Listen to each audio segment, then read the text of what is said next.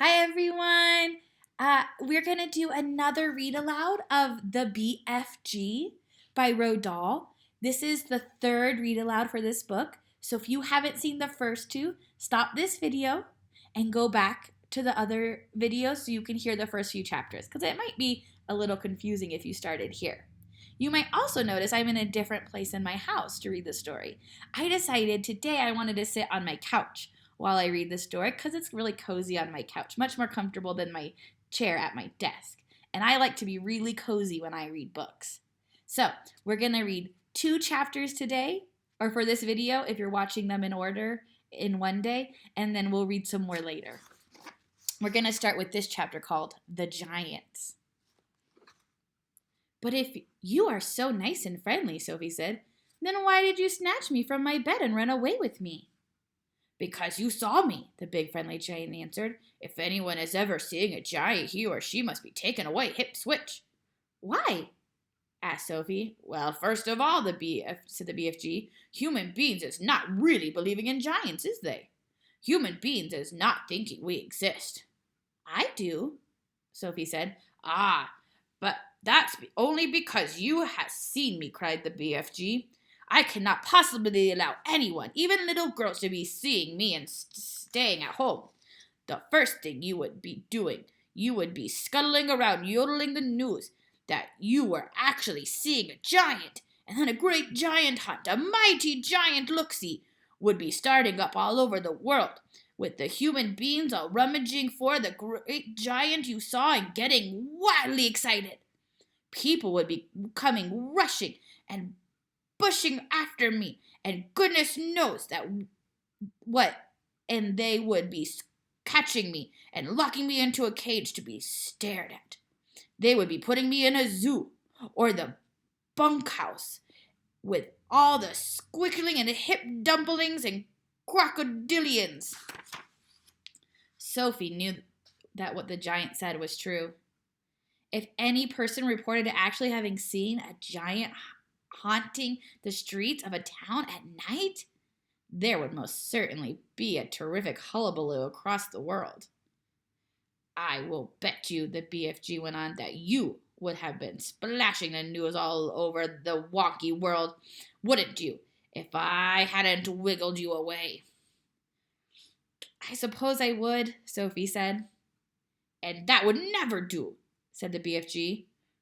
So what will happen to me now? Sophie asked. If you do go back, you will be telling the world, said the BFG. Most likely on the telly bunk bum box. I think that means the TV. And the radio squeaker. So, you will just have to stay here with me for the rest of your life. Oh no, cried Sophie. Oh yes, said the BFG. But I am warning you not ever to go whiffling about out of the cave without I is with you, or you will be coming to an mucky end. I is showing you now who is going to eat you up if they is ever catching even a tiny little glimpse of you. The big friendly giant picked Sophie off the table and carried her to the cave entrance. He rolled the huge stone to one side and said, Peep out over there, little girl, and tell me what you are seeing. Here's the illustration for this page. I think they're looking at all of the other giants that live there in this giant world.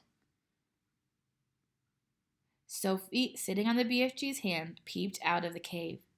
The sun was up now and shining fiery hot over the great yellow wasteland with the blue rocks and dead trees. Is you seeing them? The BFG asked. Sophie squinted through the glare of the sun, saw several tremendous tall figures moving among the rocks. About 500 yards away, 3 or 4 others were sitting quiet, motionless on the rocks themselves. This is giant country, the BFG says. Those is all the giants, every one. It was a brain-boggling sight. The giants were all naked except for a sort of short shirt around their waist, and their skin were burnt by the sun. But it was the sheer size of each one of them that boggled Sophie's brain most of all.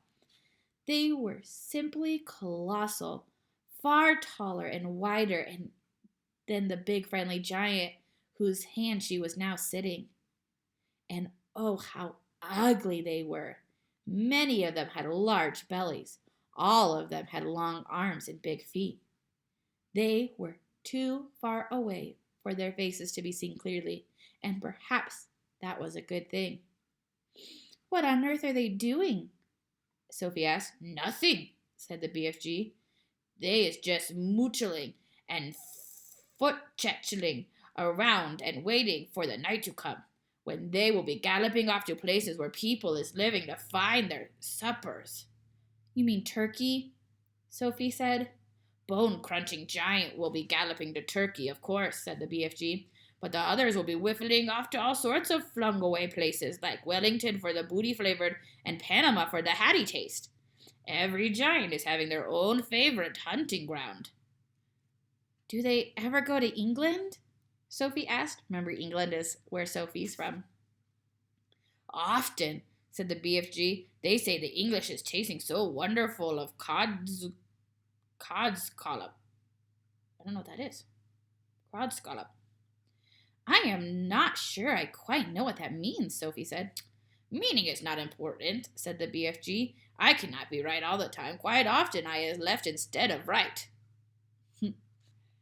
And all those beastly giants over there really going off again tonight to eat people? Sophie asked. All of them is guzzling up human beings every night, said the BFG. All of them excepting me. That is why you will be coming to an unlucky end if any of them should ever be getting a gogglers upon you. You would be swallowed up like a piece of frumpkin pie, all in one dollop. But eating people is horrible, Sophie cried. It's frightful. Why doesn't anyone stop them? And who, please, is going to be stopping them? Asked the BFG. Couldn't you? Asked Sophie. Never in a pig's whistle, cried the BFG. All of those man-eating giants is enormous and very fierce. They is at least 2 times my wideness and double my royal highness. Twice as high as you? Sophie cried. Easily that, said the BFG. You is seeing them in the distance, but just wait till they get close up. Those giants is all at least 50 feet tall with huge muscles and cockles alive. I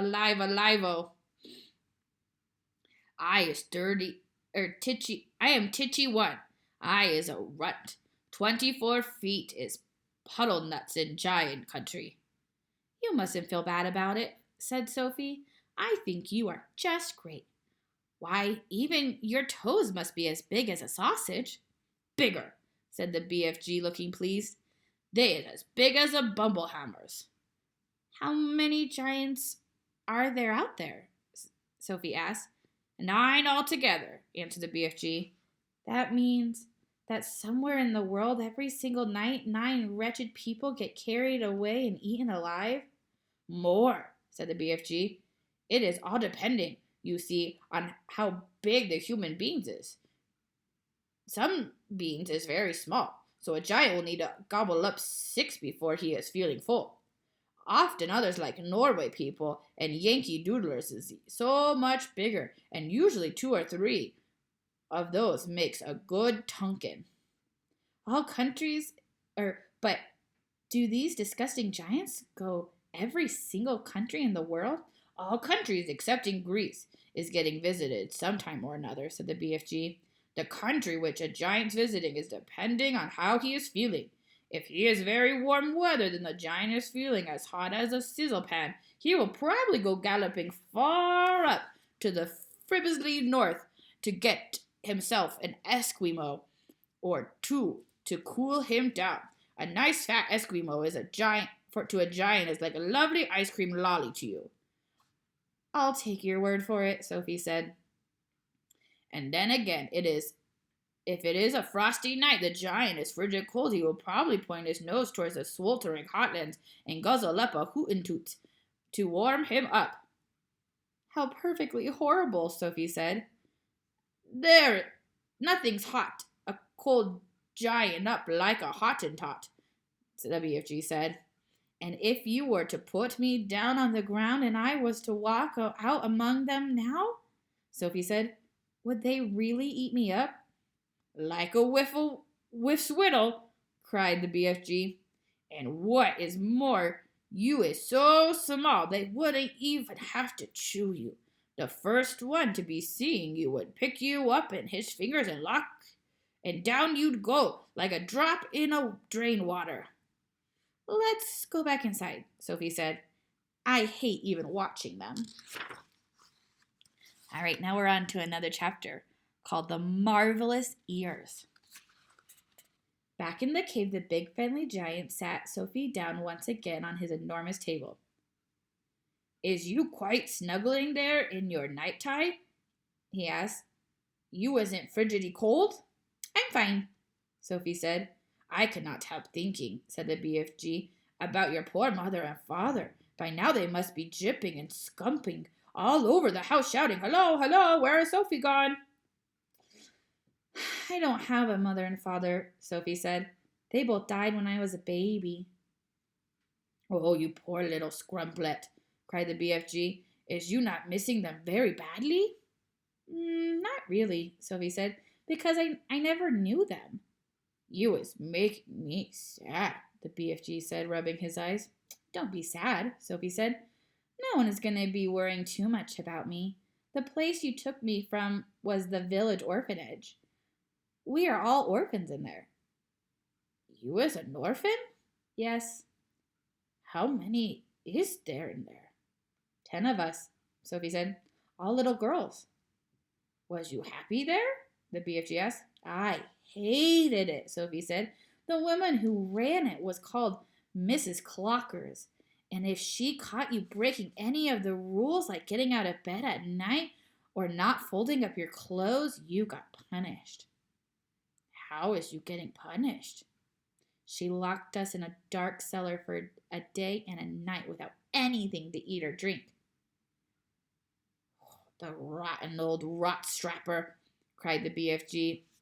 It was horrid, Sophie said. We used to dread it. There were rats down there. We could hear them creeping about. The filthy old frizzwiggler, shouted the BFG. That is the horridest thing I ever is hearing for years. You is making me sadder than ever.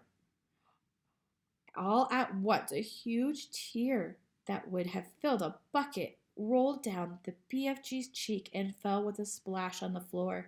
It made quite a puddle. Sophie watched with astonishment. What a strange and moody creature this is, she thought. One moment he is telling me my head is full of squashed flies, and the next moment his heart is melting because Mrs. Clonkers locked us in a cellar. The thing that worries me, Sophie said, is having to stay in that dreadful place for the rest of my life. The orphanage is pretty awful, but I wouldn't have been there forever, would I? All is my fault, the BFG said. I is the one who kid-snatched you. Yet another enormous tear welled from his eye and splashed on the floor. Now, I come to think of it, I wouldn't actually be here all that long, Sophie said. I is afraid you will, the BFG said. No, I won't, said Sophie. Those brutes out there are bound to catch me sooner or later and have me for tea. I is never letting that happen, the BFG said. For a moment the cave was silent. Then Sophie said, May I ask you a question? The BFG wiped his tear from his eyes with the back of his hand and gave Sophie a long, thoughtful stare. Shoot away, he said. Would you please tell me what you were doing in the village last night while you were poking that long trumpet thing through the Gucci children's bedroom and then blowing through it? Aha! Cried the BFG, sitting up suddenly with his chair. Now he is getting nosier than a Parker.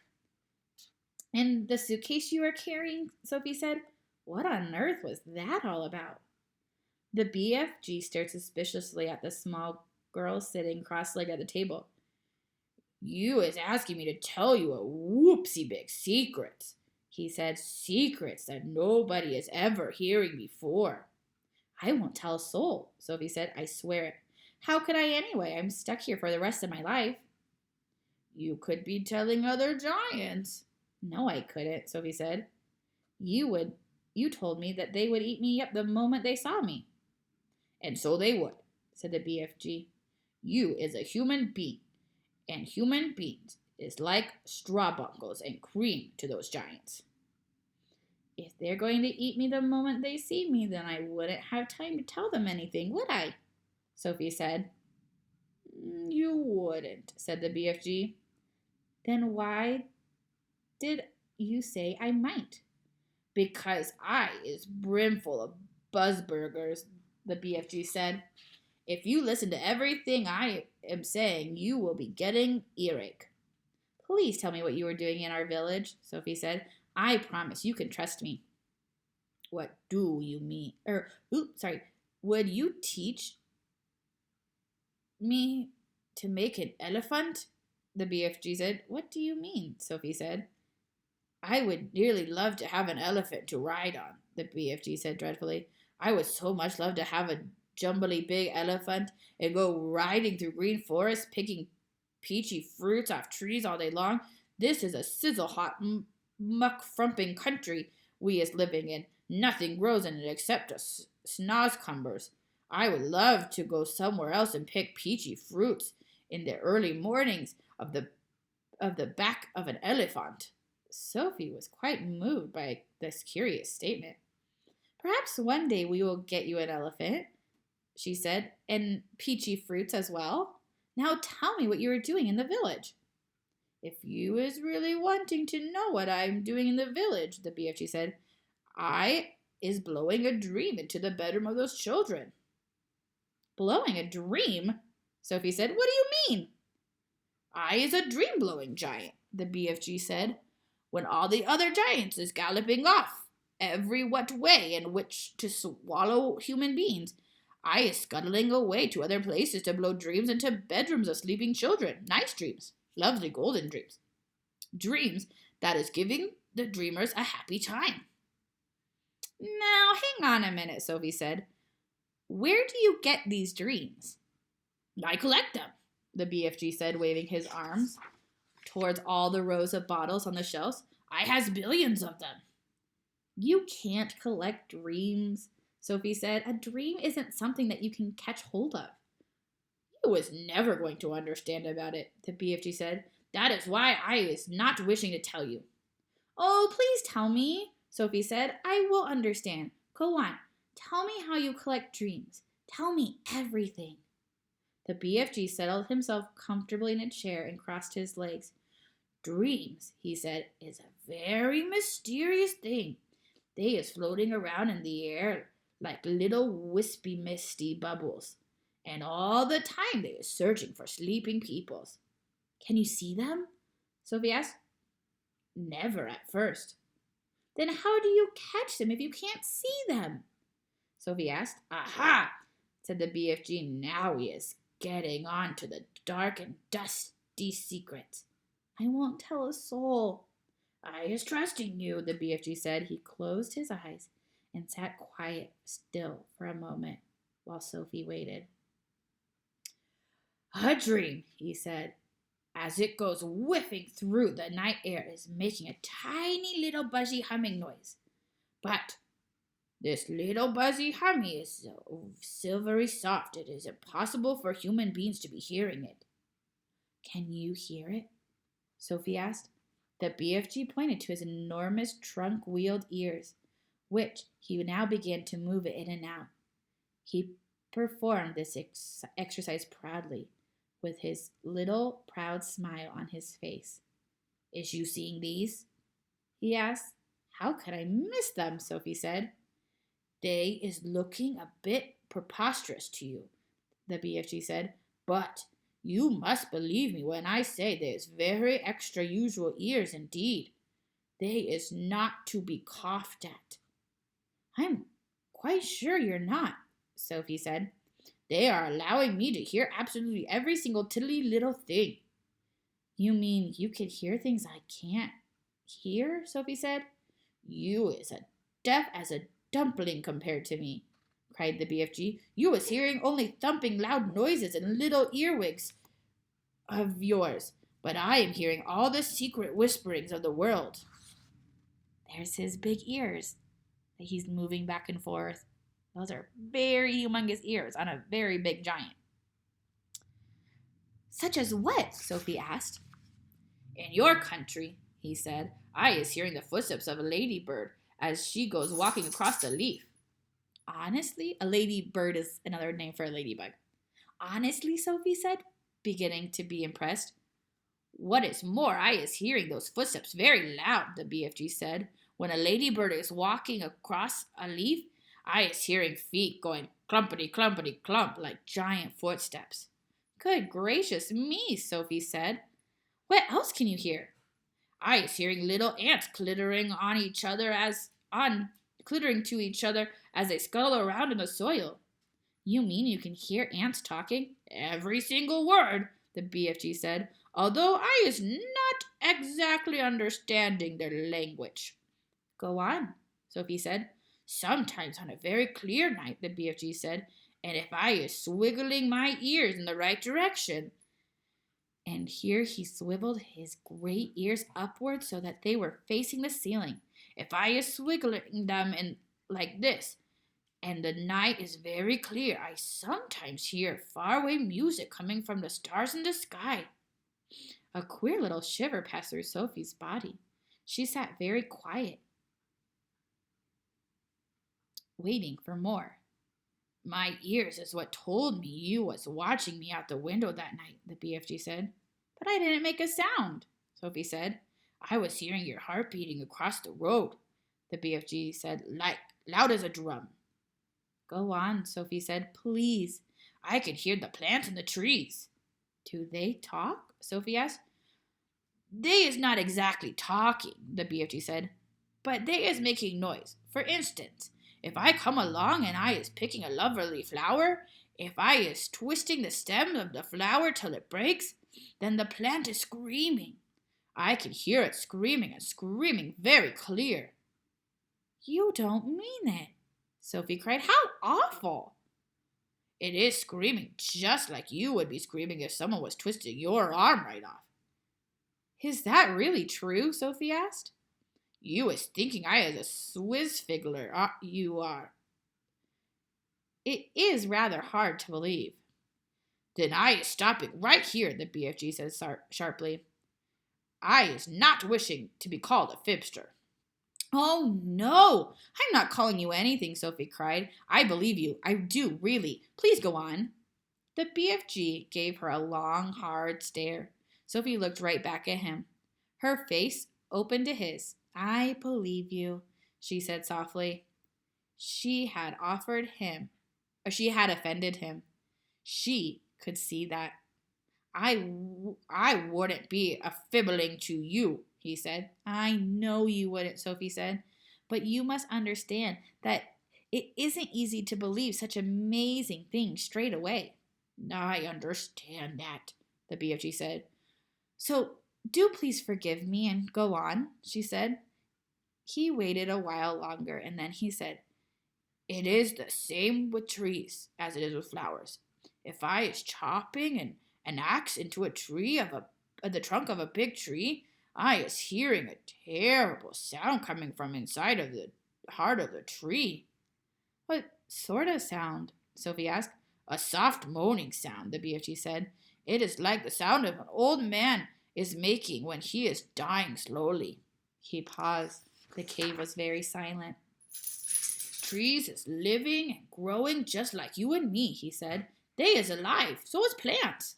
He was sitting very straight in his chair now, his hands clasped tightly together in front of him. His face was bright, his eyes round and bright as two stars. Such wonderful and terrible sounds I is hearing, he said.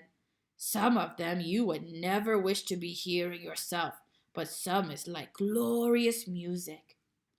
He seemed almost to be transfigured by the excitement of his thoughts. His face was beautiful in its blaze of emotions. Tell me more about them, Sophie said quietly. You just ought to be hearing the little mices talking, he said. Little mices is always talking to each other, and I is hearing them as loud as my own voice. What do they say? Sophie asked. Only the mices know that, he said. Spiders is also talking a great deal. You might not be thinking it, but spiders is the most tremendous natterboxes. And when they is spinning their webs, they is singing all the time. They is swinging sweeter than a nightingale. Who else do you hear? Sophie asked. One of the biggest chatterbags is the caterpillars, the BFG said. What do they say? They is angrily all the time about who is going to be the prettiest butterfly. That is all they have is ever talking about. Is there a dream floating around in here now? Sophie asked.